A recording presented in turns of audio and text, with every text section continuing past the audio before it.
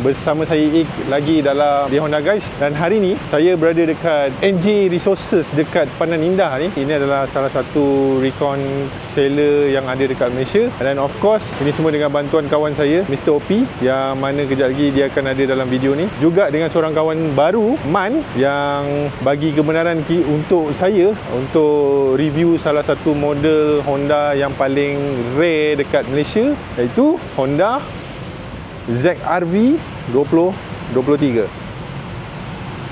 Alright, berkenaan dengan Honda ZR-V ni ini adalah model recon daripada Jepun, diimport masuk oleh NJ Resources ni. Model tahun 2023, and kita akan tengok luar, kita tengok dalam, kita tengok dia punya size, and maybe a little bit of comparison dengan Honda HR-V dengan WR-V dekat Malaysia. Honda ZR-V ni dia sebenarnya nama dia agak confusing sikit dalam Honda punya nameplate ni. Dekat US model ni Honda panggil Honda HR-V. Alright, so tak apa, kita lupakan pasal tu. Kita just tengok muka depan dia. First thing first, apa yang kita boleh notice dengan muka depan dia ni, dia nampak ada iras-iras macam kereta-kereta lama daripada Ford pun ada. Nampak macam Aston Martin sikit pun ada. Tapi dia punya grill ni sama macam kereta yang kat sebelah ni. Lebih kurang lah, bukanlah sama kan. And if you guys compare this one dengan HR-V yang kita ada dekat Malaysia ni, you guys boleh nampak dia punya lampu tu, saya rasa dia sedikit besar compare dengan HR-V. Dia punya insert lebih kurang sama dengan satu projektor dekat tengah, tapi dia punya DRL bentuk L dekat bawah sini, and then lampu dia bentuk trapezoid. And untuk bumper bahagian bawah ni, dia ada satu lubang kat sini, yang mana lubang ni function sebab dia ada lubang dekat sebelah sini. Yang ni maybe untuk sejukkan brake, untuk sejukkan apa-apa komponen yang ada dekat bahagian sini lah. Dekat bahagian bawah ni ada diamond punya shape untuk radiator grill dekat bawah, and then yang ni dia punya main grill dekat atas lah. If you guys notice, dia ada kamera dekat sini. I tak sure sama ada kereta ni ada 360 kamera atau tidak. Tak apa, nanti dekat dalam nanti kita boleh tengok lah. Right, so what do you guys think about the muka depan of Honda ZR-V? Personally, I rasa design dia compare dengan kita punya HR-V, this one dia lagi nampak matured, dia nampak lagi classy, nampak lagi mewah kan. Compare dengan kita punya HR-V, dia nampak lebih sporty sikit. Lagi satu, dia ada untuk kereta-kereta Honda daripada Jepun lah, dia juga ada Honda Sensing Safety Suite lah. Dan depan tu dia punya rain sensor ataupun light sensor. Untuk bahagian tepi, tayar dia digunakan saiz 225/55 R18. Tayar dia agak lebar sikit. Kalau saya tak silap, kita punya HR-V tayar dia lebih kurang dalam 215 macam tu, saiz 18 juga. Korang boleh tengok dia punya rim, dia ada dual tone design. Macam saya cakap, saya tak pasti ini spek apa untuk pasaran Jepun, sebabnya terlampau banyak spek yang recon seller bawa masuk dalam Malaysia untuk Honda ZR-V ni. Untuk bahagian tepi, inilah rupa dia. Dia tak sama macam HR-V. HR-V dia ada pemegang dekat bahagian sini kan. Tapi yang ni dia just conventional punya look. And kalau kita nak compare dia punya size dengan HR-V, actually ZR-V ni dia lebih besar daripada HR-V, sebab yang ni dia gunakan platform Honda Civic FE yang paling latest. Okay. Untuk Honda punya market, CR-V dekat atas, ZR-V dekat tengah, and then HR-V, and then baru WR-V. Surprisingly ada satu fact kejap lagi saya akan share yang ramai orang tak sangka pasal Honda ZR-V ni. Tapi sebelum saya teruskan video ni, korang enjoy dulu the looks of Honda ZR-V ni.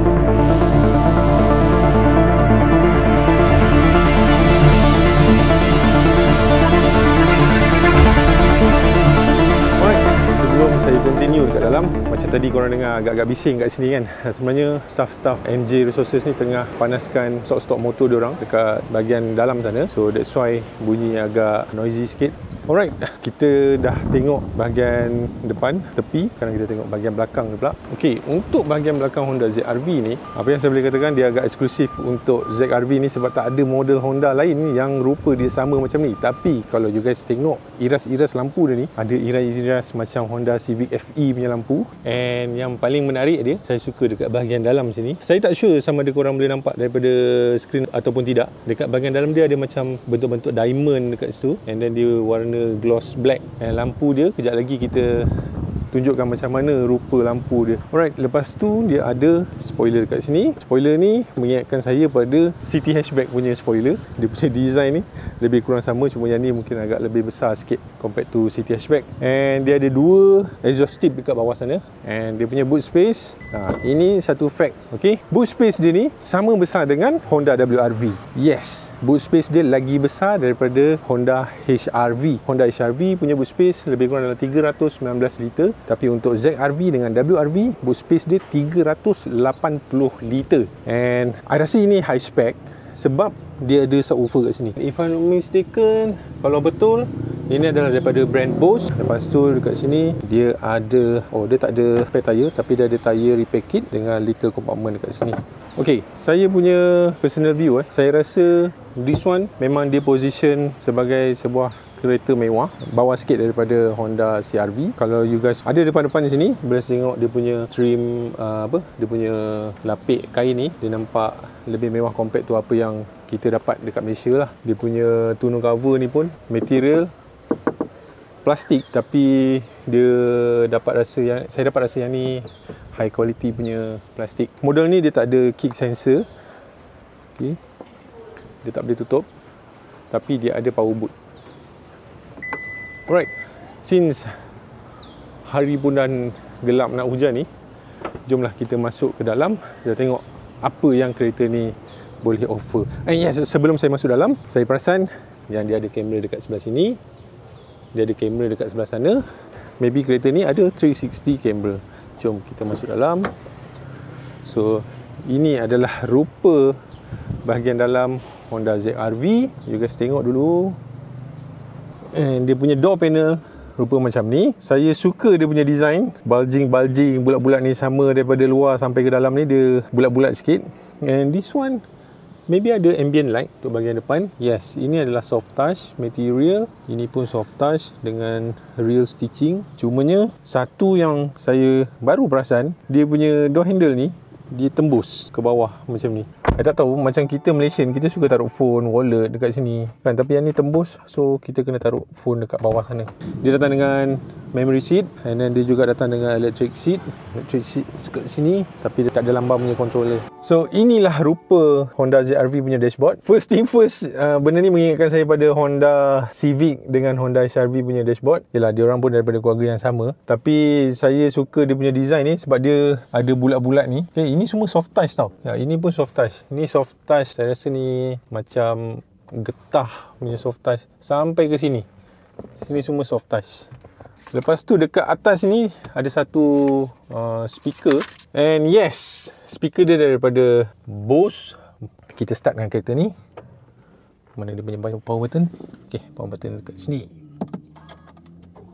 Okay, dia dapat 10 inci punya TFT meter. Kalau dekat Malaysia, ini kira model hybrid lah, baru dapat full screen LCD macam ni. And since this car datang direct daripada Japan, so dia punya infotainment system pun semua dalam bahasa Jepun. Saya tak sure sama ada korang boleh tukar ini kepada English ataupun tidak, tapi saya rasa boleh, cuma maybe kena main dengan dia punya software and everything apa semua tu kan. Kalau ada yang tahu kat mana nak buat, boleh komen dekat bawah. Sebabnya tak tahulah, kalau macam saya beli kereta Recon, saya suka barang-barang original dia, sebabnya kita tak nak ada apa-apa interference dengan dia punya elektronik ke, ataupun nak kena buat wiring baru bila kita dah tukar Android player apa semua tu kan. Ataupun maybe sekarang ni kalau tukar Android player boleh plug and play, itu saya tak tahulah. Tapi kalau you guys tahu macam mana nak tukar bahasa infotainment ni kepada bahasa Inggeris, boleh komen dekat bawah. I'm sure this car pun ada datang dengan Android Auto dengan Apple CarPlay lah. Semua kereta baru Honda mesti dah ada benda tu kan. And dia punya honeycomb grill untuk aircon ni sama macam apa yang ada dekat Civic dengan HR-V kan. Cumanya dia punya knob ni dia lain sikit. Kalau untuk Civic, dia punya knob ni macam tombol kan. So you just ni kan. Oh, okay. This one, kalau you guys boleh nampak dia punya logo kat atas ni, korang flap ke kiri ni, dia tutup tau aircon ni. So this is something new. Yang ni apa yang kita tak dapat lah dekat local punya Honda punya kereta kan. Yes, yang sebelah sini pun sama. Tapi I lagi prefer yang Honda Malaysia punya design. Dia knob kecil tu, dia lebih mudah untuk kita control lah compared to this one. Bahagian bawah, aircon control sama macam kebanyakan Honda model, semua pakai control knob yang sama macam ni. Lepas tu dia ada heated seat untuk driver dengan passenger. And dia ada dual aircon zone macam ni you guys boleh tengok. Ini lain, yang ni lain. Lepas tu dia ada juga satu penambahan yang saya rasa untuk Malaysia tak perlulah, macam ni kan, heated steering wheel. Ni kalau you guys bawa kereta dekat kawasan tempat sejuk, then maybe this one agak berguna jugalah. Kereta ni datang dengan wireless C charger dekat sini. Tempat dia agak sempit sikit. Selalunya kita letak phone memanjang tu. So yang ni kita kena letak phone melintang. And then dia ada datang dengan 2 cup holder dekat bahagian depan ni, yang mana saya rasa agak pelik juga, sebab selalunya cup holder untuk kereta-kereta segmen C dia dekat bahagian sini kan, tapi yang ni dia taruh kat depan. So bila you guys nak ambil tu, dia agak jauh sikit ke depan lah. And satu benda yang saya rasa unik pasal Honda ZR-V ni adalah dia punya center console punya design. Yang ni sama macam Honda HR-V lama, yang mana dia ada macam tunnel kat sini, tapi yang lama tu dekat depan, yang ni dekat bahagian sini. Okay, yang ni you guys boleh taruh wallet apa semua dekat bahagian sini lah, bawah sini. Lepas tu dia ada drive mode. Drive mode dia ada sport, normal, econ, dan dia ada snow. Lagi satu, saya minta maaf, saya tak berani nak bawa kereta ni keluar atas jalan, sebabnya kereta ni tak murah tau. Kereta ni harga yang dipaparkan RM210,000. Diorang bagi saya bawa, tapi I'm so sorry, saya tak berani nak bawa. Saya tak berani nak test kereta ni betul-betul kat atas jalan, sebabkan yelah, ini adalah stok diorang. So kalau apa-apa berlaku pada kereta ni, akan menyusahkan beberapa pihak lah. Berbalik kepada drive mode tadi, yang ni dia ada snow, econ, normal and sport. Normally kita bawa normal mode je. Okay, lepas tu dia ada brake hold button kat sini. Brake hold button ni sama macam Honda Malaysia punya offering lah. Banyak model baru semua dah ada dah brake hold button. Lepas tu ini adalah dia punya glove box. Ruang dia agak dalam, tapi dia tak ada USB port ke apa kat dalam sini. Sebab dia USB port dia dah taruh satu kat sini, satu lagi sebelah sini. Alright, so ini bahagian depan. Ini dia punya design seat dia. Design seat dia ni mengingatkan saya pada design seat Honda City punya design seat. Leather dia lebih kurang sama, cuma yang ni saya dapat rasa yang dia agak keras, okay? Tapi dia punya bolster ni tebal tau. So bila saya duduk untuk jalan jauh, saya rasa ini agak selesa sikit lah. So ini adalah saya punya driving system position. Kereta ni dia SUV, tapi dia tak tinggi tak rendah, macam kereta biasa je. Saya rasa untuk jalan jauh mungkin okey untuk driver. Tapi satu benda yang saya perasan, bila saya restkan kaki saya akan berlaga dengan dia punya center console ni. Yang ni agak terkeluar sikit. Yes, dia ada satu lekuk kat sini kan, tapi maybe sebab saya tinggi sangat, kaki saya tak boleh nak masuk bawah sini. So kaki saya akan berlaga kat sini, dan kalau you guys boleh nampak, kedudukan kaki saya tu agak awkward sikit kat tepi sini. Kalau dia boleh kecilkan bahagian center console ni, lagi better kot. So itu saya punya personal opinion lah. Kalau korang yang mana lebih rendah sikit daripada saya, mungkin tak ada masalah ni lah. Lepas tu dia punya rear view mirror ni, dia datang dengan frameless. Nampak classy, nampak kelas sikit lah. Lampu LED, ni sunglass holder. Yang ni button yang macam kita main dengan OP last week. Ini dekat Malaysia tak ada function lah. Lepas tu dekat sini ada vanity mirror. Glove box kat sini, okay, dia ada soft opening. Smart kan? Nampak kemas lah. Dia punya build quality nampak kemas. Lepas tu yang ni dia ada, I rasa ada ambient light. Jom kita try on lampu. Ada tak? Maybe ada, maybe tak ada. Sebab pasal dia siang, kita tak nampak. Kalau korang tahu, boleh komen kat bawah sama ada ambient light ataupun tidak. Dan berbalik pada steering wheel ni, satu benda saya lupa nak bagi tahu, dia ada pedal shift tambah tolak. Pedal shift dia ni agak besar juga, sampai ke bawah ni kan. Tak sama macam apa yang kita dapat. Selalunya kita dapat pendek je, tapi yang ni sedap lah dia punya pegang ni. Alright, so okay, kita dah settle bahagian depan. Apa lagi yang kita nak tengok pada bahagian depan? Dah tak ada apa kot. Jom kita tengok bahagian belakang pula.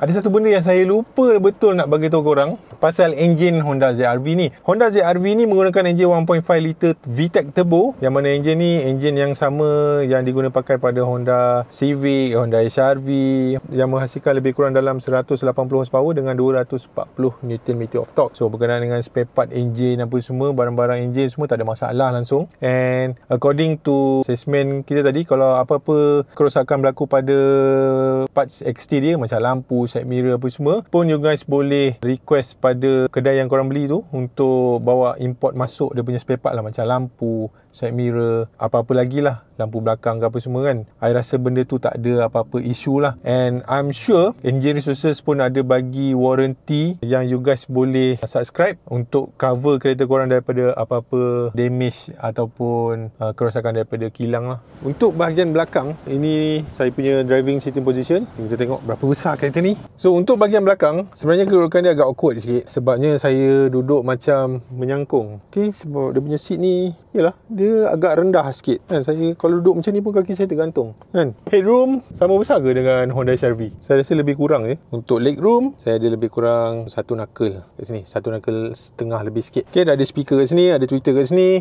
Door material sama macam yang kat depan.